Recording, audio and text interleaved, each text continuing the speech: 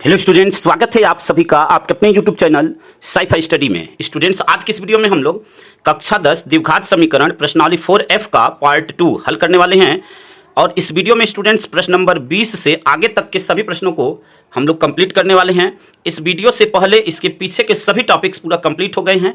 अगर आप पीछे का कोई भी वीडियो देखना चाहते हैं तो उसका लिंक आपको डिस्क्रिप्शन में मिल जाएगा, वहां से पीछे की वीडियो देख सकते हैं। और इस वीडियो में यह पूरा चैप्टर आपका समाप्त हो जाएगा, क्योंकि यह चैप्टर 4 का यह लास्ट वीडियो है। इस वीडियो के बाद यह पूरा चैप्टर आपका समाप्त हो जाएगा। साथ ही साथ आपको बताना चाहेंगे कि यहाँ पे जो भी सिलेबस आपको कंप्लीट करवाया जा रहा है वह न्यू बुक 2024-25 के सिलेबस के हिसाब से आपको कंप्लीट करवाया जा रहा है। तो आइए वीडियो को स्टार्ट करते हैं। प्रश्न नंबर 20 है, 3 वर्ष पूर्व रहमान की आयु का व्युत्क्रम और अब से 5 वर्ष पश्चात आयु के व्युत्क्रम का योग 1/3 है, उसकी वर्तमान आयु ज्ञात कीजिए। तो देखिए, यहाँ पे वर्तमान आयु को हम क्या मानेंगे, x मान लेंगे। जो हमें नहीं पता है उसी को हम यक्स मानेंगे, जो पूछ रहा है यहाँ पे। तो हम मानेंगे कि माना रहमान की वर्तमान आयु बराबर यक्स वर्ष। लिखेंगे माना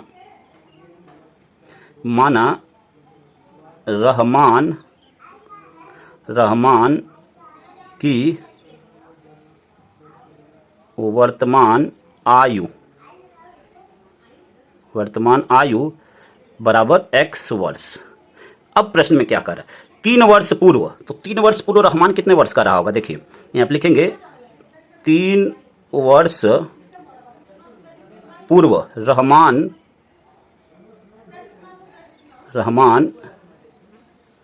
की आयु। ठीक है, 3 वर्ष पूर्व रहमान कितने वर्ष का रहा होगा। अगर वर्तमान में वह यक्स वर्ष का है तो 3 वर्ष पूर्व कितने का रहा होगा, x-3। जैसे ऐसे समझिए, अगर मान लीजिए कोई व्यक्ति है और वह अभी 10 वर्ष का है, हम कहें कि 3 साल पहले वह कितने वर्ष का रहा होगा, तो आप कहेंगे 10 - 3 बराबर 7 वर्ष का। तो वैसे ही रहमान की वर्तमान आयु यक्स वर्ष है, तो 3 वर्ष पूर्व रहमान की आयु कितनी रही होगी, x-3। अब फिर क्या कह रहा है, 5 वर्ष पश्चात। ठीक है, 5 वर्ष पश्चात मतलब बाद में। तो अब यहाँ पे लिखेंगे 5 वर्ष बाद या पश्चात रहमान की आयु। तो 5 वर्ष बाद वह कितने का हो जाएगा, यक्स वर्तमान में है और 5 वर्ष बाद तो यक्स + 5 वर्ष। ठीक है, यहाँ भी वर्ष लिख देंगे। ठीक है, अब प्रश्न में क्या करें, 3 वर्ष पूर्व रहमान के आयु का व्युत्क्रम और अब से 5 वर्ष पश्चात आयु के व्युत्क्रम का योग 1/3 है। तो देखिए 3 वर्ष पूर्व आयु का व्युत्क्रम क्या होगा, यहाँ पे लिखेंगे 3 वर्ष पूर्व तथा 5 वर्ष बाद की आयु का व्युत्क्रम। तो देखिए व्युत्क्रम क्या होगा, 3 वर्ष पूर्व की आयु क्या, x-3। व्युत्क्रम का मतलब कि उल्टा। अब इसके हर में क्या होगा, कुछ नहीं है तो 1 है, तो हर ऊपर चला जाएगा और अंश नीचे आ जाएगा, यानी वह आपका हो जाएगा 1/x-3। और आपका क्या हो जाएगा 5 वर्ष बाद का, तो वह भी आपका यह बटे में क्या हो जाएगा, 1 हो जाएगा, तो यह 1/x + 5 यह आयु का व्युत्क्रम हो जाएगा। ठीक है, अब यहाँ पे प्रश्न में क्या बोला हुआ है कि व्युत्क्रम का योग 1/3 है, यानी इन दोनों को अगर हम जोड़ते हैं तो वह 1/3 के बराबर है। तो यहाँ से लिखेंगे प्रश्नानुसार अब इन दोनों को, यह जो व्युत्क्रम है इसको जोड़ेंगे तो 1/x-3 प्लस 1/x + 5 बराबर कितना है, योग कितना है, 1/3 है। अब इसी को हल करना है स्टूडेंट्स, यहाँ पे एलसीएम लेकर और इसी को क्या करना है, हल करना है। तो यहाँ पे देखिए एलसीएम क्या हो जाएगा, x-3 और x + 5, ये आपका एलसीएम हो जाएगा। तो यहाँ पे लिखेंगे x-3 और यहाँ पे x + 5।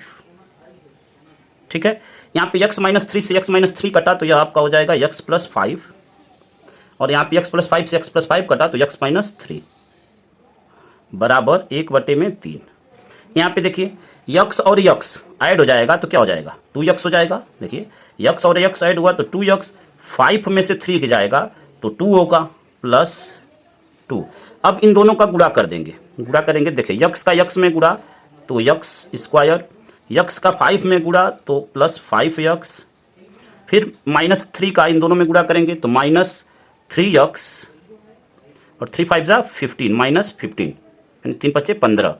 यह बराबर हो जाएगा 1/3 के। यहाँ से तिरछा गुणा कर लेंगे तो हमें क्या मिलेगा, देखिए तिरछा गुणा करेंगे तो यहाँ पे 1 का गुणा इन सभी में होगा, तो यह 1 का गुणा करेंगे तो वही संख्या आएगी, यानी यहाँ से हो जाएगा आपका x स्क्वायर प्लस, यहाँ से देखिए 5x में से 3x जाएगा तो क्या हो जाएगा 2x, ठीक है, 5x में से 3x जाएगा 2x, और यह -15 बराबर 3 का गुणा इन दोनों में होगा तो क्या हो जाएगा 3 दूनी 6x और प्लस 3 दूनी 6, ठीक है। उम्मीद करते हैं कि यहाँ तक का बिल्कुल अच्छी तरह समझ गए होंगे। अब देखिए यहाँ से क्या करना है, अब यहाँ पे पक्षांतर कर लेना और इधर 0 कर देना है, ठीक है। तो पक्षांतर करते हैं यहाँ से, देखिए यहाँ से पक्षांतर करते हैं तो ये आपका x square plus 2x -15 -6x और -6, इधर से जब इधर आएगा तो इनके चिन्ह बदल जाएंगे, या प्लस में है तो माइनस हो जाएंगे, यह बराबर हो जाएगा 0।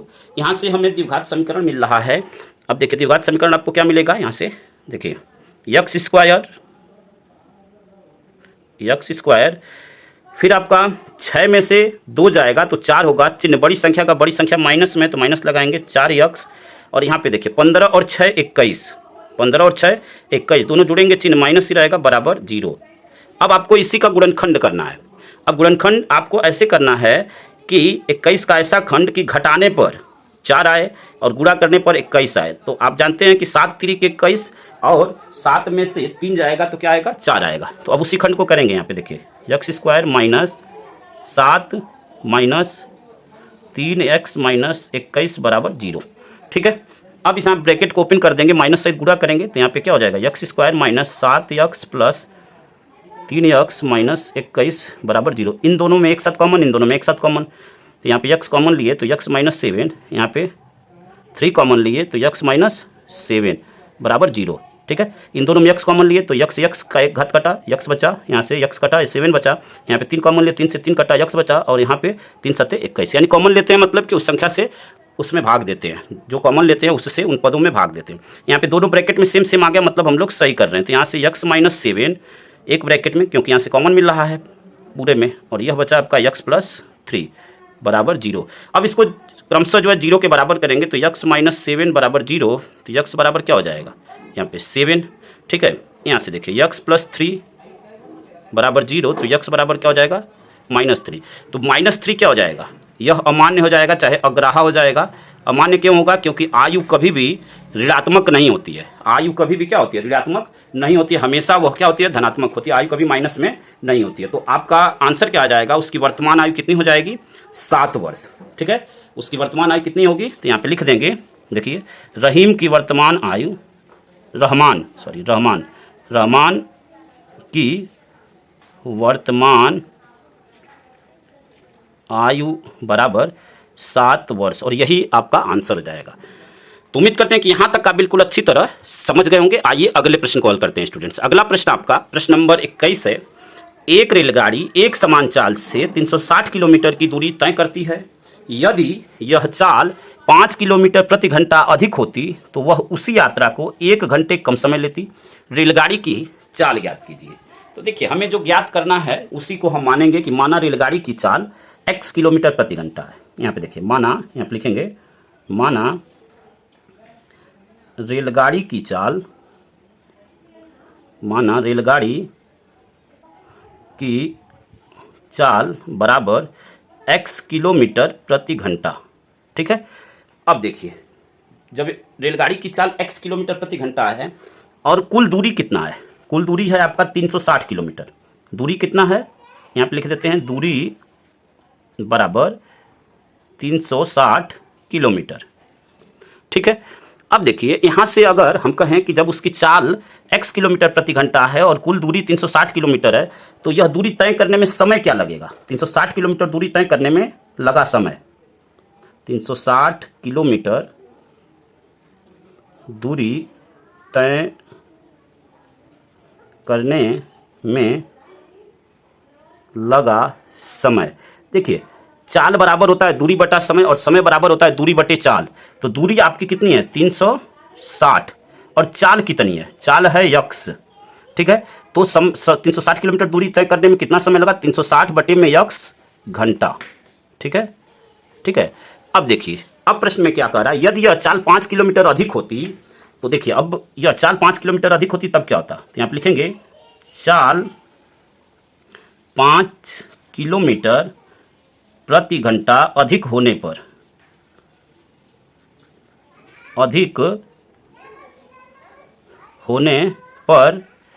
चाल बराबर क्या हो जाएगा। पहले तो ये यक्स किलोमीटर की रफ्तार से चल रही थी, अब चाल 5 किलोमीटर प्रति घंटा बढ़ गई, यानी पहले यक्स था और +5 हो जाएगा, यानी यक्स +5 किलोमीटर प्रति घंटा। ठीक है, यक्स +5 किलोमीटर प्रति घंटा। अब यहाँ से देखिए, यहाँ से क्या कह रहा है, अब फिर इसको 360 किलोमीटर की दूरी तय करने में कितना समय लगेगा। तो अब यहाँ से फिर समय निकालेंगे तो यह क्या हो जाएगा, समय बराबर, दूरी तो समान है 360 ही है, लेकिन यहाँ पे जो चाल है वह क्या हो गई, बदल गई। तो 360 बटे में यक्स +5। ठीक है, उम्मीद करते हैं कि इस बात को आप अच्छी तरह समझ गए होंगे। अब यहाँ से प्रश्न में क्या बोल रहा है, जब वह, यदि वह चाल 5 किलोमीटर प्रति घंटा अधिक होती तो वह उसी यात्रा को 1 घंटा कम समय लेती, यानी उसी यात्रा को वह 1 घंटा कम समय लेती। तो अब यहाँ से प्रश्नानुसार क्या हो जाएगा, यहाँ पे प्रश्नानुसार 360 बटे में यक्स, अब 1 घंटा कम समय लेती तो इसमें से क्या कर देंगे, इसको माइनस कर देंगे और वह बराबर हो जाएगा 1 घंटे के। ठीक है ना, देखिए यहाँ पे यह जो समय है इसमें से इस वाले समय को माइनस कर देंगे तो वह बराबर हो जाएगा 1 घंटा के। तो 360 बटे में यक्स और यहाँ पे 360 बटे में यक्स +5, यह वाला समय यक्स +5 बराबर, यह क्या हो जाएगा आपका 1, क्योंकि 1 घंटा लग रहा है, 1 घंटा कम समय ले रही है। ठीक है, अब इसी को हल करके यक्स का मान निकालना है। तो यहाँ से देखिए हमें कॉमन मिल रहा है, 360 कॉमन मिल रहा है, तो 360 कॉमन ले लेंगे। यह क्या मिल गया, यहाँ से देखिए, यहाँ से जब 360 कॉमन ले लेंगे ऐसे तिरछा गुणा कर लेंगे, इसका गुणा इधर और इसका गुणा इधर, तो यहाँ पे क्या हो जाएगा, यक्स +5 और यहाँ पे माइनस यक्स बटे में यह लिख देंगे। ठीक है, तो यह दोनों का गुणा कर लेंगे, या चलिए अगली लाइन में इसको हल करेंगे, यक्स और एक ब्रैकेट में यक्स +5, यह बराबर हो गया 1 के। ठीक है, उम्मीद करते हैं कि इस बात को आप अच्छी तरह समझ गए होंगे। यहाँ पे देखिए, यहाँ पे सिंपल आप यही काम किया गया है कि एलसीएम लिया गया है। ठीक है ना, देखिए यक्स से यक्स कटा तो यक्स +5, यक्स +5 से यक्स +5 कटा तो यक्स बचा, 360 कॉमन हो गया। अब यहाँ से यक्स क्या हो गया, कट गया, यक्स से यक्स कट गया। अब यहाँ से गुणा कर लेंगे इसका, देखिए यहाँ से 5 का गुणा करेंगे तो यह क्या हो जाएगा, 0, 5 छके 30, 5 तिहाई 15 और 3 18, तो 1800 बटे में इसका गुणा कर लेंगे, ब्रैकेट को ओपन कर देंगे, तो यक्स का यक्स में गुणा तो यक्स स्क्वायर और यक्स का 5 में मल्टीप्लाई तो 5 यक्स बराबर 1। तिरछा गुणा कर लेंगे, तिरछा गुणा करेंगे तो यह क्या हो जाएगा, यक्स स्क्वायर प्लस 5 यक्स बराबर 1800। इसका पक्षांतर कर लेंगे इधर। ठीक है, पक्षांतर कर लेंगे तो यह क्या हो जाएगा आपका, x square plus 5 x minus यहाँ से 1800 बराबर 0। अब यहाँ पे इसका आपको गुणनखंड करना है, 1800 का ऐसा खंड करना है कि गुणा करने पर 1800 आए और घटाने पर 5 आए। ठीक है ना, गुणा करने पर 1800 आए और घटाने पर क्या आए, 5 आए। अब आपको ऐसा खंड ढूंढना है यहाँ पे, तो देखिए अब इसका खंड क्या होगा आपका, तो इसका खंड होगा 40 और 45। ठीक है, 45 और 40 का मल्टीप्लाई करेंगे तो 1800 होगा, और 45 में से 40 को माइनस करेंगे तो 5 होगा। तो यहाँ पे इसी खंड को लेकर चलेंगे, यहाँ पे देखिए तो क्या हो जाएगा आपका, x square plus 45 minus 40 into x minus 1800 बराबर 0। ठीक है, अब यहाँ पे क्या करेंगे, ब्रैकेट को ओपन करेंगे। तो अब यहाँ पे उसकी लाइनिंग को देखते हैं, ब्रैकेट को ओपन करेंगे यहाँ से तो क्या हो जाएगा, देखिए यक्स स्क्वायर, यहाँ पे यक्स का गुणा करेंगे तो 45 x minus 40 x plus 45 x minus 40 x minus 1800 बराबर 0। ठीक है, उम्मीद करते हैं कि इस बात को आप समझ गए होंगे। अब देखिए इन दोनों का एक साथ कॉमन, इन दोनों का एक साथ कॉमन, तो यहाँ पे यक्स कॉमन लेंगे तो यक्स प्लस 45, यहाँ पे देखिए यहाँ पे माइनस कॉमन ले लिए, यहाँ से क्या ले लेंगे, 40 कॉमन ले लेंगे, तो 40 कॉमन लेंगे, माइनस कॉमन लेने तो यह चिन्ह क्या हो जाएगा, प्लस हो जाएगा, यक्स प्लस 45 बराबर 0। ठीक है, अब दोनों ब्रैकेट में सेम सेम आ गया तो इसका मतलब कि सही है। तो यह आपका यक्स प्लस 45 और यहाँ से क्या बचा आपका, यक्स माइनस 40 बराबर 0। अब क्रमशः इसको 0 के बराबर रखेंगे तो यक्स प्लस 45 बराबर 0, तो यक्स बराबर क्या हो जाएगा, -45। ठीक है, यहाँ पे यक्स माइनस 40 बराबर 0, तो यक्स बराबर क्या हो जाएगा, 40। अब यहाँ पे यह 45 क्या हो जाएगा, माइनस में 45 आया है तो यह आपका हो जाएगा अमान्य, क्योंकि चाल कभी भी क्या होती है, ऋणात्मक नहीं होती है, चाल आपकी कभी भी ऋणात्मक नहीं होती थी। यक्स बराबर 40, यही आपका क्या हो जाएगा, आंसर हो जाएगा। यानी आप प्रश्न में क्या, रेलगाड़ी की चाल क्या होगी, 40 किलोमीटर प्रति घंटा होगी। तो यहाँ पर लिख देंगे रेलगाड़ी की चाल बराबर 40 किलोमीटर प्रति घंटा। यही आपका क्या हो जाएगा, आंसर हो जाएगा। उम्मीद करते हैं स्टूडेंट्स कि दोनों प्रश्नों को आप बिल्कुल अच्छी तरह समझ गए होंगे। आइए अगले प्रश्न को हल करते हैं स्टूडेंट्स। अगला प्रश्न आपका प्रश्न नंबर 22 है। 2 पानी के नल एक साथ एक हौज को 9 सही 3/8 घंटों में भर सकते हैं। बड़े व्यास वाला नल हौज को भरने में कम व्यास वाले नल से 10 घंटे कम समय लेता है। प्रत्येक द्वारा अलग से हौज को भरने में समय ज्ञात कीजिए। देखिए प्रश्न में कह रहा है कि 2 पानी के नल हैं और एक हौज को दोनों एक साथ मिलकर, ठीक है, वह 9 सही 3/8 घंटे में भर देते हैं। अब उसमें दोनों का जो व्यास है, यानी दोनों की पानी देने की जो क्षमता है वह अलग अलग है। तो कह रहा है कि बड़े व्यास वाला नल हौज को भरने में कम व्यास वाले नल से 10 घंटा कम समय लेता है। तो प्रत्येक अगर दोनों अलग अलग भरेंगे तो हौज को भरने में कितना समय लेंगे यह आपको बताना है। तो देखिए यहाँ पे बात किया हुआ है कि बड़े व्यास वाला नल हौज को भरने में कम व्यास वाले से 10 घंटे कम समय लेता है। तो पहले हम कम व्यास वाले को ही मान लें कि माना कम व्यास वाले नल द्वारा हौज को भरने में लगा समय बराबर x घंटा। तो यहाँ पे वही मानेंगे। देखिए यहाँ पे लिखेंगे माना कम व्यास वाले, वही यहाँ पे लिखेंगे। अब यहाँ पे वही चीज़ लिख दिया कि माना कम व्यास वाले नल द्वारा हौज को भरने में लगा समय बराबर x घंटे। अब जब बड़े यहाँ पे कम व्यास वाला x घंटे में भरता है तो बड़े व्यास वाले नल द्वारा हौज को भरने में लगा समय यहाँ पे लिखेंगे तथा बड़े व्यास वाले नल द्वारा हौज को भरने में लगा समय, नल द्वारा हौज को भरने में लगा समय। तो देखिए प्रश्न में ही बोला हुआ है कि बड़े व्यास वाला नल हौज को भरने में कम व्यास वाले नल से 10 घंटे कम समय लेता है। तो यहाँ पे कम व्यास वाला x घंटा लेता है, तो इससे 10 घंटा कम यानी x माइनस 10 घंटे। यह कितना हो जाएगा, x माइनस 10 घंटे। ठीक है। अब देखिए, अब यहाँ पे अगर हम यह कहें कि छोटे व्यास वाला नल 1 घंटे में उस हौज का कितना भाग भरेगा, तो उसको हम निकालेंगे कि यहाँ पे लिखेंगे कि छोटे व्यास वाले नल द्वारा 1 घंटे में हौज का भरा गया भाग। ठीक है ना। यहाँ पे लिखेंगे छोटे व्यास वाले नल द्वारा 1 घंटे में हौज का भरा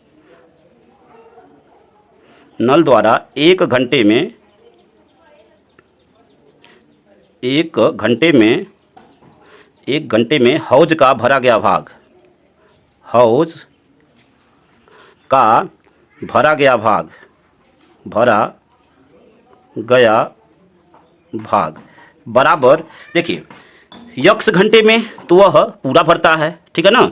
x घंटा लगता है टोटल समय। अब उसको 1 घंटे में कितना भरेगा, तो वह 1/x हो जाएगा। ठीक है ना, 1/x भाग। ठीक है। अब देखिए बड़े व्यास वाला नल द्वारा 1 घंटे में हौज को कितने समय में भरा जाएगा, तो अब यहाँ पे लिखेंगे, यहाँ पे बड़े व्यास वाले नल द्वारा 1 घंटे में हौज का भरा गया भाग। ठीक है, यह ऊपर वाली लाइन है। ठीक है, भरा गया भाग। तो अब यहाँ पे देखिए उसको कुल समय लगता है x माइनस 10, तो उसको अब कितना समय लगेगा, 1/x माइनस 10। 1 घंटे में वह उसका 1/x माइनस 10 भाग भरेगा। ठीक है। उम्मीद करते हैं कि इस बात को आप अच्छी तरह समझ गए होंगे। अब प्रश्न में बोला हुआ है कि दोनों मिलकर 9 सही 3/8 घंटे में भरते हैं। तो अब यहाँ पे उस लाइन को लिखेंगे कि चूंकि यहाँ पे देखिए, चूंकि दोनों नलों द्वारा हौज को भरने में लगा समय, दोनों नलों द्वारा हौज को भरने में लगा समय,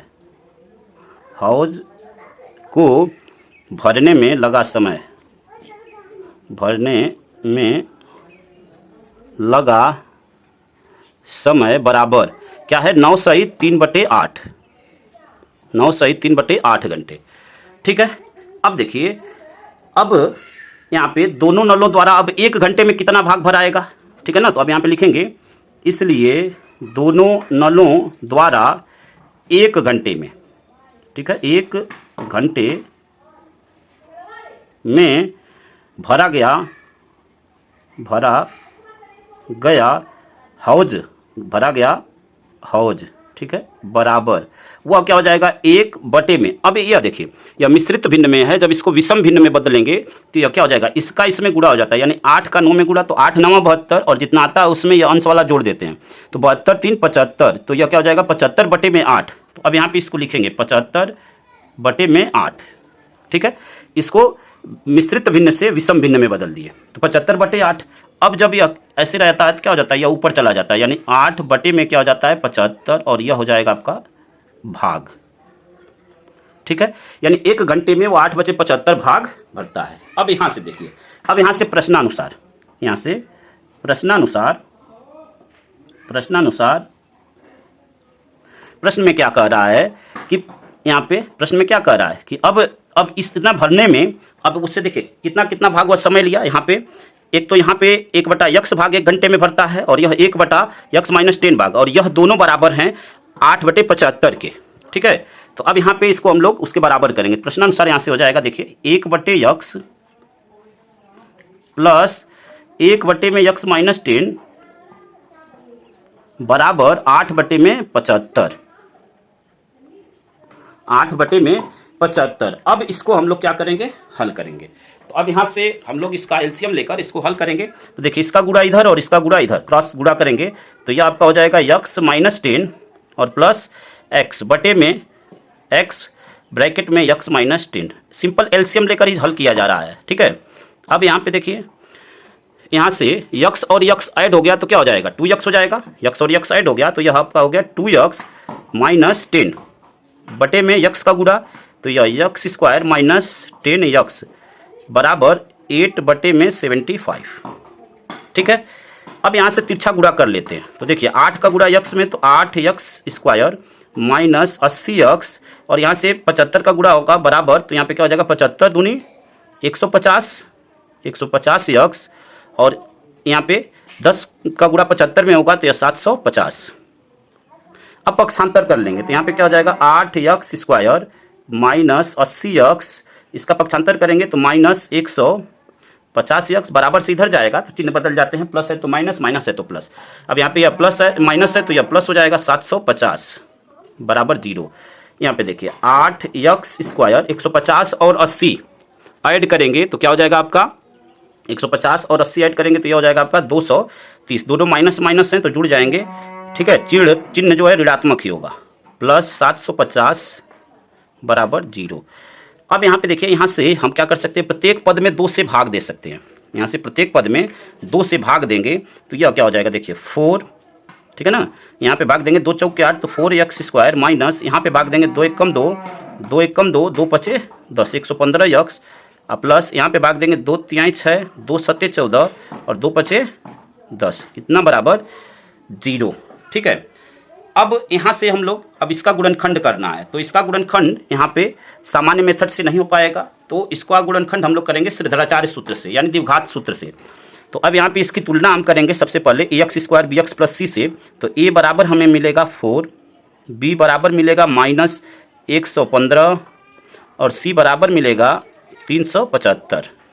सूत्र लिखते हैं यहाँ पे, तो सूत्र आपका होता है यहाँ पे x बराबर यहाँ पे -b plus minus √b² - 4ac बटे में 2a, ठीक है। अब यहाँ से मान रखते हैं, यहाँ से मान रखते हैं तो मान रखेंगे, देखिए क्या होगा -b माइनस और यहाँ पे माइनस में वैल्यू भी है -115, ठीक है, प्लस माइनस √b² यानी -115 का स्क्वायर माइनस 4a का मान क्या है 4 और c का मान क्या है 375, ठीक है, बटे में 2a, तो 2 और a का मान है 4।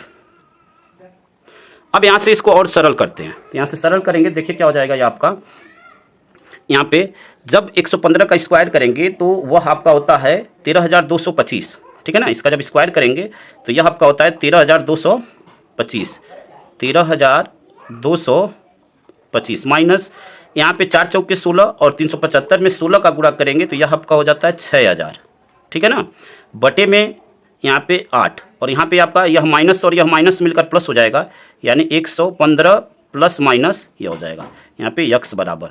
अब एक यहाँ पे 13,225 में से 6,000 माइनस करेंगे, ठीक है ना, तो यह आपका कितना होगा देखिए। अब यहाँ पे माइनस जब करेंगे तो अब उसको यहाँ पे लिखते हैं, देखिए यहाँ पे लिखते हैं यहाँ पे, तो यह आपका हो जाएगा देखिए यक्स बराबर 115 प्लस माइनस अंडर रूट यह हो जाएगा आपका 7,225 बटे में 8, ठीक है।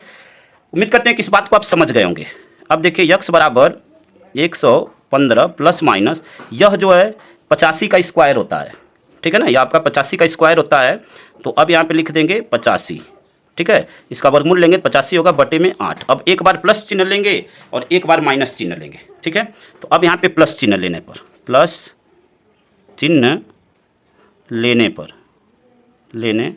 पर तो देखिए जब प्लस चिन्ह लेंगे तो यक्स का मान क्या होगा, देखिए यहाँ से यक्स बराबर 115 प्लस 85 बटे में 8। तो यहाँ पे यह दोनों ऐड होगा तो 200 हो जाएगा और 8 से भाग देंगे तो यह क्या हो जाएगा 8 दूनी 16 और 8 पचे 40, यक्स का मान 25 आ गया, ठीक है। अब यहाँ पे देखिए जब माइनस लेंगे तो यहाँ पे लिखेंगे माइनस चिन्ह लेने पर, जब माइनस चिन्ह लेंगे तब क्या होगा, तो देखिए यक्स बराबर 115 माइनस 85 बटे में 8। तो अब यहाँ पे यह क्या हो जाएगा 115 में से 85 माइनस करेंगे तो 30 बटे में 8, ठीक है। तो अब इससे अगर इसको हम मिश्रित भिन्न में बदलेंगे तो यह क्या हो जाएगा यहाँ पे मिश्रित भिन्न में 8 तिरिके 24, ठीक है, 8 तिरिके 24 3 सही आपका 6 बटे 8, ठीक है ना, देखिए 8 तिरिके 24 36 बटे 8 हो जाएगा, तो 3 सही 6 बटे 8। अब यहाँ पे समझिए यह जो है छोटा व्यास वाला है, तो छोटा व्यास वाला आपका क्या आया 3 सही 6 बटे 8, ठीक है। जबकि यहाँ पे देखिए प्रश्न में बोला हुआ यह कित क्या है, छोटा है, काफ़ी छोटा है, क्योंकि दोनों मिलकर उस हौज को 9 सही 3 बटे 8 भाग में 9 सही 3 बटे 8 घंटे में भरते हैं। तो एक तो पॉसिबल ही नहीं है कि यह छोटा वाला उसको 3 सही 6 बटे 8 घंटे में भरेगा। तो यह मान जो है क्या हो जाएगा, यह हो जाएगा आपका अग्राहा, क्या हो जाएगा, यह मान आपका अग्राहा हो जाएगा। अब क्या आया यक्स का मान 25 घंटा, ठीक है ना, यक्स का मान 25 घंटा, तो यह आपका मान सही होगा। अतः अब यहाँ पे लिखेंगे अतः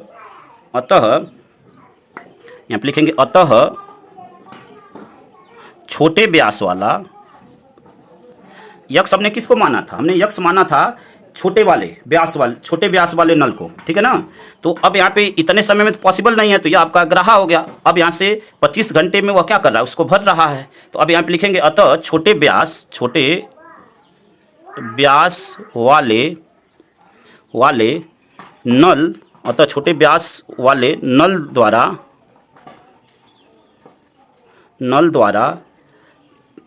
अतः छोटे व्यास वाला नल उसे, ऐसे लिखेंगे, उसे 25 घंटे में भरता है, ठीक है, भरता है। अब बड़ा वाला कितने घंटे में भरेगा, तो यहाँ पे देखिए बड़ा वाला का हमने क्या माना था, x-10 माना था। यहाँ पे देखिए यहाँ पे देखिए x-10 यानी बड़े द्वारा भरे जाने में लगा समय x-10। तो अब 25 में से 10 माइनस कर देंगे तो क्या जाएगा 15। तो अब यहाँ पे लिखेंगे बड़े व्यास वाले नल द्वारा उसे भरने में लगा समय, या यहाँ पे देखिए बड़े व्यास वाला, यहाँ पे लिखेंगे बड़े व्यास वाला नल, ठीक है, कितना समय लेगा, वह लेगा 25, यक्स का मान है -10 बराबर 15 घंटे, ठीक है। तो यही आपके क्या हो जाएंगे, आंसर हो जाएंगे, आपके यही दो मान आ जाएंगे, कौन कौन से, 15 घंटे और 25 घंटे, यही आपका आंसर हो जाएगा। तो उम्मीद करते हैं कि यहाँ तक आप बिल्कुल अच्छी तरह समझ गए होंगे। आइए अगले प्रश्न को हल करते हैं स्टूडेंट्स। अगला प्रश्न आपका प्रश्न नंबर 23 है। मैसूर और बंगलोर के बीच के 132 किलोमीटर यात्रा करने में एक एक्सप्रेस रेलगाड़ी सवारी गाड़ी से 1 घंटा समय कम लेती है। मध्य के स्टेशनों पर ठहरने का समय ध्यान में न लिया जाए। यदि एक्सप्रेस रेलगाड़ी की औसत चाल सवारी गाड़ी की औसत चाल से 11 किलोमीटर प्रति घंटा अधिक हो तो दोनों रेलगाड़ियों की औसत चाल ज्ञात कीजिए। तो यहाँ पे हमें ज्ञात क्या करना है, दोनों रेलगाड़ी की औसत चाल। और प्रश्न में बोला हुआ है कि यहाँ पे एक्सप्रेस रेलगाड़ी औसत चाल सवारी गाड़ी की औसत चाल से 13 किलोमीटर अधिक है। तो हम मानेंगे किसको, हमें बोला हुआ है कि एक्सप्रेस की चाल सवारी गाड़ी से 11 किलोमीटर अधिक है, यानी हम सवारी गाड़ी की चाल को मानेंगे कि माना सवारी गाड़ी की औसत चाल बराबर x किलोमीटर प्रति घंटा। यहाँ पे लिखेंगे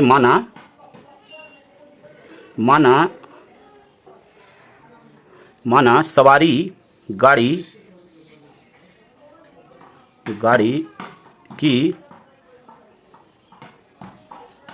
औसत चाल बराबर x किलोमीटर प्रति घंटा। ठीक है, अब यहाँ से देखिए टोटल दूरी कितनी है दोनों के बीच की, तो 132 किलोमीटर। तो अब यहाँ पे एक दूरी लिख देंगे, दूरी बराबर 132 किलोमीटर। ठीक है, यहाँ से दूरी क्या हो गई 132 किलोमीटर। अब 132 किलोमीटर जाने में लगा समय कितना होगा, ठीक है ना। तो यहाँ पे लिखेंगे 132 किलोमीटर दूरी तय करने में लगा समय।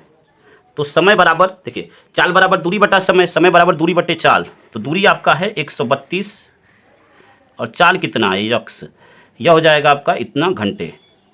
ठीक है, अब प्रश्न में क्या कह रहा है कि यदि एक्सप्रेस रेलगाड़ी की औसत चाल सवारी गाड़ी की औसत चाल से 11 किलोमीटर प्रति घंटा अधिक हो। तो अब यहाँ पे लिखेंगे जब देखिए जब एक्सप्रेस गाड़ी की चाल जब एक्सप्रेस गाड़ी की चाल सवारी गाड़ी से, ठीक है, सवारी गाड़ी से 11 किलोमीटर प्रति घंटा अधिक हो, सवारी गाड़ी से 11 किलोमीटर प्रति घंटा अधिक हो, तब चाल बराबर, तब चाल उसकी क्या हो जाएगी। देखिए पहले उसकी चाल x किलोमीटर थी, सवारी गाड़ी की औसत चाल क्या थी यक्स, और कह रहा है कि जो एक्सप्रेस गाड़ी है उससे 11 किलोमीटर अधिक तेज रफ्तार से चल रही है, यानी उसकी चाल यक्स थी तो उससे 11 किलोमीटर अधिक, यानी x + 11 किलोमीटर प्रति घंटा।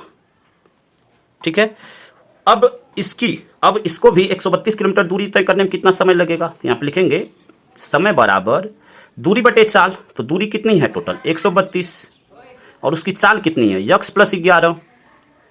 ठीक है, यह हो जाएगा आपका घंटे। उम्मीद करते हैं कि इस बात को आप अच्छी तरह समझ गए होंगे। अब यहाँ से हम लोग क्या करेंगे प्रश्नानुसार। ठीक है, यहाँ से प्रश्नानुसार, यहाँ पे लिखेंगे प्रश्नानुसार। यहाँ पे प्रश्न में बोला हुआ है कि एक्सप्रेस रेलगाड़ी सवारी गाड़ी से 1 घंटे कम समय लेती है, यानी प्रश्नानुसार यहाँ से क्या हो जाएगा। देखिए प्रश्नानुसार 132 बटे में यक्स माइनस 132 बटे में यक्स + 11 और यह बराबर हो जाएगा 1 घंटा के। ठीक है, अब यहाँ से इसी को हल करना है। तो यहाँ से देखिए क्या कर लेंगे, 132 को कॉमन ले लेंगे, यहाँ पे 132 को कॉमन ले लेंगे और यहाँ पे आपका x और x ब्रैकेट में 11, यह आपका एलसीएम हो जाएगा। यक्स से यक्स कटा x + 11 माइनस यहाँ पे x + 11 से x + 11 कटा x हो गया और यह बराबर हो गया 1 के, x से x कट गया। अब यहाँ से हमें क्या मिला, 11 का गुणा कर लेंगे, इसमें 11 का गुणा कर लेंगे तो यह क्या हो जाएगा। देखिए 11 दूनी 22, 11 दूनी 22 के 2 हासिल, 11 3 33 और 2 35, 3 हासिल, 11 कम 11 और 3 14 और यह बटे में इसका गुणा कर लेंगे, यक्स का यक्स में गुणा तो यक्स स्क्वायर + 11 यक्स बराबर 1। ठीक है, उम्मीद करते हैं कि इस बात को आप अच्छी तरह समझ गए होंगे। अब क्रॉस मल्टीप्लाई कर देंगे, यहाँ से तिरछा गुणा कर देंगे। तो तिरछा गुणा करेंगे, देखिए क्या हो जाएगा, यहाँ से यक्स स्क्वायर + 11 यक्स, ठीक है, बराबर यहाँ पे 1452। इसका पक्षांतर कर लेंगे तो यक्स स्क्वायर + 11 यक्स माइनस यह क्या हो जाएगा 1452 बराबर 0। ठीक है, अब इसी का गुणनखंड करना है। अब यहाँ पे 1452 का ऐसा खंड करेंगे कि गुणा करने पर 1452 आए और घटाने पर, यहाँ पे माइनस चिन्ह तो घटाने पर 11 आए। तो देखिए यहाँ पे 44 और 33 इन दोनों का गुणा होगा तो 1452 आएगा और 44 में से 33 जाएगा तो 11 आ जाएगा। तो इसी खंड को यहाँ पे लेकर चलेंगे। देखिए यक्स स्क्वायर + 44 माइनस 33, ठीक है, x माइनस 1452 बराबर 0। यहाँ पे अब माइनस सहित इसमें गुणा करेंगे तो x square + 44 x minus 33 x minus 1452 बराबर 0। ठीक है, इन दोनों का एक साथ कॉमन, इन दोनों का एक साथ कॉमन, तो यहाँ से x कॉमन लेंगे तो यह आपका क्या होगा, x प्लस 44। यहाँ से देखिए माइनस 33 कॉमन लेंगे, ठीक है, माइनस कॉमन ले लेती है, चिन्ह आपका प्लस हो जाएगा, यहाँ 33 से 33 कटा, x बचा, यहाँ पे प्लस, यहाँ पे जब इसमें भाग देंगे तो ये आपका क्या हो जाएगा, आपका 44 हो जाएगा, ठीक है, बराबर 0। ठीक है, दोनों ब्रैकेट में सेम सेम नंबर आया, इसका मतलब कि हम लोग सही कर रहे हैं। अब यहाँ से x प्लस 44 पूरे में से कॉमन मिला, यहाँ से क्या मिला, x यहाँ पे बचा, यहाँ पे माइनस 33 बराबर 0। अब इसको क्रमशः 0 के बराबर रखेंगे, तो 0 के बराबर रखेंगे, देखिए क्या हो जाएगा, यहाँ से x प्लस 44 बराबर 0, तो x बराबर क्या हो जाएगा, माइनस 44। यहाँ पे देखिए x माइनस 33 बराबर 0, ठीक है, तो x बराबर क्या हो जाएगा, 33। यह निगेटिव है, तो चूंकि चाल जो है ऋणात्मक नहीं होती है, तो यह आपका अमान्य हो जाएगा या अग्राह्य हो जाएगा, ठीक है, यह क्या हो जाएगा, अमान्य। तो अब यहाँ से आपसे पूछ रहा है कि दोनों रेलगाड़ियों की औसत चाल, ठीक है, तो यक्ष हमने किसको माना था, सवारी गाड़ी को, तो यहाँ पे लिखेंगे सवारी गाड़ी की औसत चाल, सवारी गाड़ी की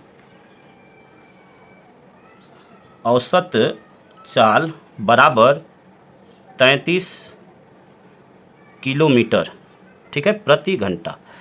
अब यहाँ पे एक्सप्रेस गाड़ी की औसत चाल, यहाँ पे लिखेंगे एक्सप्रेस गाड़ी की औसत चाल बराबर, प्रश्न में देखिए यहाँ पे क्या माना था हमने, x प्लस 11, ठीक है ना, 11 किलोमीटर प्रति आवर अधिक तब चलती है, तो उसकी चाल क्या हो जाती है, x प्लस 11। तो अब वहीं पे x का मान रख देंगे, तो x का मान 33 आया है, यहाँ पे आप देख सकते हैं, तो 33 और प्लस 11 बराबर 44 किलोमीटर प्रति घंटा।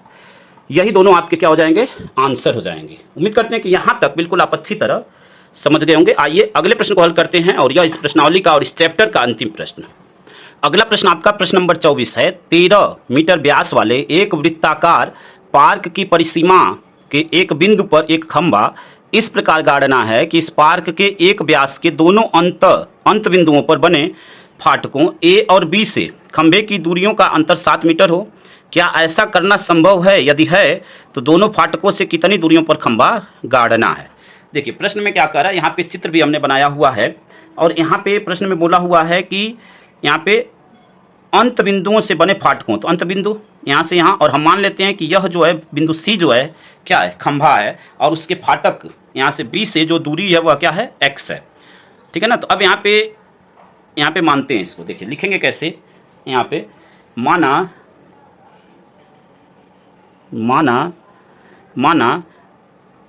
बिंदु सी पर क्या है, खंभा है। यहाँ पे लिखेंगे माना बिंदु सी पर खंभा है, बिंदु सी पर खंभा है, ठीक है, यह हमने मान लिया। अब यहाँ पे मानते हैं कि जिसकी फाटक से दूरी x है, ठीक है, जिसकी फाटक से दूरी x है, जिसकी फाटक से दूरी x है, यानी यह दूरी आपकी जो BC है वह x है, ठीक है ना। यहाँ पे लिख सकते हैं अर्थात BC बराबर x, ठीक है। अब प्रश्न में बोला हुआ है कि यहाँ पे क्या बोला हुआ है, दोनों यानी फाटक A और B से खंभे की दूरियों का अंतर 7 मीटर है, ठीक है ना, यानी दोनों फाटकों की दूरियों का अंतर क्या है, 7 मीटर है। तो अब यहाँ पे लिखेंगे दोनों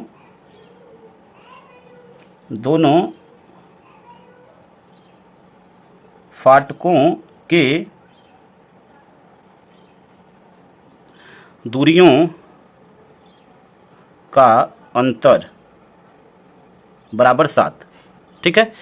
अब यहाँ से देखिए, यानी आपसे कहना क्या चाह रहा है, दोनों फाटकों यानी यह AC माइनस AB, ठीक है ना, यह बराबर है किसके, 7 के, दोनों फाटकों की दूरियों का अंतर, ठीक है ना, खंभे से। तो खंभा यहाँ पे है, अब यह दोनों फाटक हैं, तो इसके दूरियों का अंतर वह 7 के बराबर है, यह आपसे कहना चाह रहा है। प्रश्न में बोला हुआ है ना, देखिए अन्य बिंदुओं पर बने फाटकों A और B से खंभे की दूरियों का अंतर, यानी खंभा यहाँ पे है, ठीक है, और A और B यह दोनों फाटक हैं, तो खंभे से इसके दूरियों का जो अंतर है वह 7 है। अर्थात यहाँ से आप यह कह सकते हैं कि AC माइनस AB यह बराबर दिया हुआ है 7 के, ठीक है ना, AC माइनस BC, ठीक है ना, AB नहीं, AC माइनस BC है, ठीक है, यह होगा 7 के बराबर। ठीक है, अब यहाँ से AC बराबर क्या हो जाएगा, इसका पक्षांतर कर दें तो 7 प्लस BC हो जाएगा, और BC का मान यहाँ पे क्या है, यक्स, तो यह हो जाएगा 7 प्लस यक्स। यह किसका मान हो जाएगा, आपका AC का। अब यहाँ पे आप देख रहे हैं कि यह आपका सीधा खड़ा खंभा है, तो यहाँ पे क्या हो जाएगा आपका, यह इस पे जो है एक पाइथागोरस प्रमेय लगा सकते हैं, या 90 डिग्री का एंगल हो जाएगा। ठीक है ना, या 90 डिग्री का एंगल हो जाएगा। तो अब यहाँ से हम क्या कहेंगे, चूंकि देखिए यहाँ पे AB की हमें, यहाँ पे AC का हमें लेंथ दिया हुआ है 13 सेंटीमीटर, या आपका 13 मीटर दिया हुआ है, सेंटीमीटर नहीं मीटर दिया हुआ है आपका। तो अब यहाँ पे लिखेंगे, देखिए यहाँ पे चूंकि खंभा, क्या लिखेंगे, खंभा सीधा खड़ा है, सीधा खड़ा है। चूंकि खंभा सीधा खड़ा है तो यहाँ से क्या हो जाएगा, कोण ABC बराबर 90 अंश, ABC बराबर 90 अंश। ठीक है, जब यह 90 अंश है तो अब हम, यह समकोण त्रिभुज हो गया, और यहाँ से पाइथागोरस प्रमेय का हम लोग प्रयोग कर देंगे। तो अब यहाँ से लिखेंगे पाइथागोरस प्रमेय से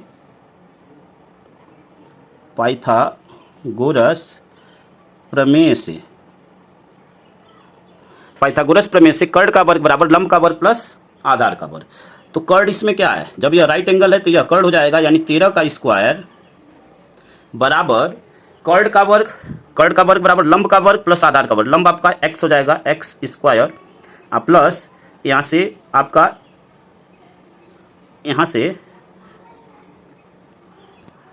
अब यहाँ से AB, यानी इसका मान रखते हैं तो AB आपका, यह आपका AB माइनस BC होगा, माफी चाहेंगे। ठीक है ना, AB माइनस BC।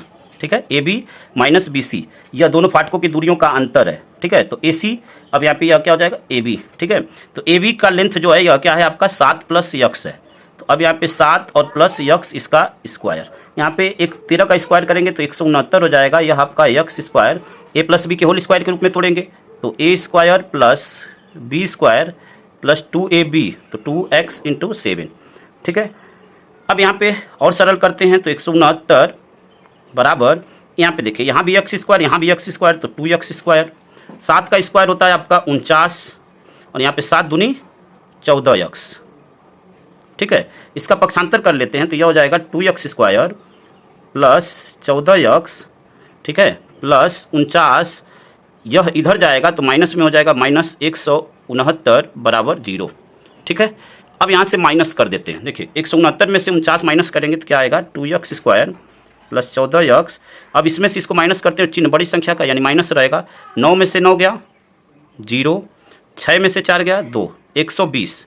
ठीक है, अब यहाँ पे आपसे प्रश्न में क्या पूछा हुआ है, देखिए प्रश्न में पूछा हुआ है कि क्या, यहाँ पे एक बार प्रश्न देखिए, क्या ऐसा करना संभव है, यदि है तो दोनों फाटकों से कितनी दूरियों पर खंभा खड़ा होगा। तो अब तो यह आपका आ गया। अब हम लोगों को यहाँ से क्या निकालना है, यहाँ से निकालना है हमें विवितकर ज्ञात करना है। अगर विवितकर पॉसिबल होगा, अगर मान लीजिए विवितकर धनात्मक आया तब तो पॉसिबल होगा, अगर काल्पनिक आ गया, ऋणात्मक आ गया तब पॉसिबल नहीं होगा।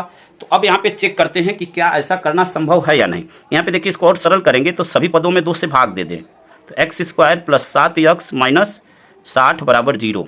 अब यहाँ से इसकी तुलना हम ax square bx plus c बराबर 0 से करेंगे। ठीक है, तो यहाँ पे क्या हो जाएगा, a बराबर 1, b बराबर 7 और c बराबर माइनस 60। अब यहाँ पे विवितकर का सूत्र लगाएंगे। ठीक है, विवितकर का सूत्र लगाएंगे, d बराबर होता है b स्क्वायर माइनस 4ac। यहाँ से मान रखते हैं तो b का मान आपका क्या है 7, तो 7 का स्क्वायर माइनस 4a का मान है 1 और c का मान है माइनस 60। ठीक है, यहाँ से d बराबर हो जाएगा 7 का स्क्वायर 49, और यहाँ पे देखिए माइनस और माइनस मिलकर यह प्लस हो जाएगा। ठीक है, अब यहाँ पे 60 का 4 में गुणा, तो 4 छक्के 24 और यह एक 0।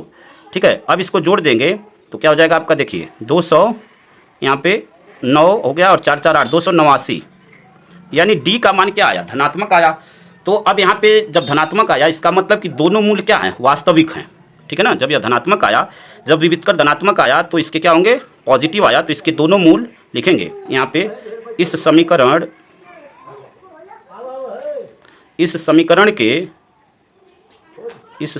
के दोनों मूल, इस समीकरण के दोनों मूल वास्तविक हैं।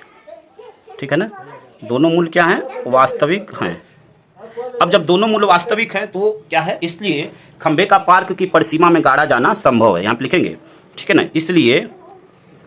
इसलिए खंभे को पार्क के परिसीमा में गाड़ा जाना संभव है, गाड़ा जाना संभव है। अब गाड़ा जाना तो संभव है, यह बात तो कंफर्म हो गई। प्रश्न में एक चीज़ और पूछ रहा है, तो दोनों फाटकों से कितनी दूरी पर खंभा गाड़ना है, यह बात आपसे पूछ रहा है। तो अब इसका हम लोग निकालेंगे, गुणनखंड करेंगे, ठीक है ना। जो ये आपका समीकरण है इसका गुणनखंड करेंगे। तो गुणनखंड करने के लिए अब इस पर सामान्य जो मेथड है उससे आपका इसका खंड नहीं बनेगा, ठीक है ना। यहाँ पे देखते हैं, यहाँ पे 60 का ऐसा खंड जो कि घटाने पर 12 आए, ठीक है। 12 पचे 60, 5 होगा, ठीक है ना। 12 पचे 60, यानी 12 में से 5 घटेगा तो 7 आ जाएगा। हाँ, सामान्य मेथड से ही कर लेते हैं। यहाँ पे इसका गुणनखंड करते हैं।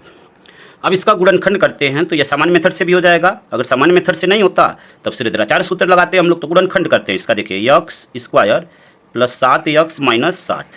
अब इसका खंड करेंगे तो 12 पच्चीस 60 और 12 में से 5 जाएगा तो क्या आएगा, 7 आएगा। तो यहाँ पे गुणनखंड करते हैं, x square plus 12 minus 5 x minus 60 बराबर 0। 5 का गुणा कर देंगे, यहाँ पे यक्स का गुणा कर देंगे दोनों में, ठीक है ना। तो x square plus 12 x minus 5 x minus 60 बराबर 0। इन दोनों का एक साथ कॉमन, इन दोनों का एक साथ कॉमन, तो यहाँ से यक्स कॉमन लेंगे तो यक्स प्लस 12, यहाँ पे माइनस सहित यहाँ पे 5 कॉमन लेंगे तो यह भी आपका हो जाएगा यक्स प्लस 12 बराबर 0। दोनों ब्रैकेट में सेम आया तो यक्स प्लस 12 यह हो गया, और यहाँ पे क्या होगा, यक्स माइनस 5 बराबर 0, ठीक है। अब यहाँ पे क्या करेंगे आप, यहाँ पे देखिए, अब इसको क्रमशः 0 के बराबर रखेंगे तो यक्स प्लस 12 बराबर 0, तो यक्स बराबर क्या हो जाएगा, माइनस 12। यहाँ पे देखिए यक्स माइनस 5 बराबर 0, ठीक है। तो एक्स बराबर क्या हो जाएगा, 5। तो यह तो आपका अमान्य हो जाएगा क्योंकि नेगेटिव में है, ठीक है ना।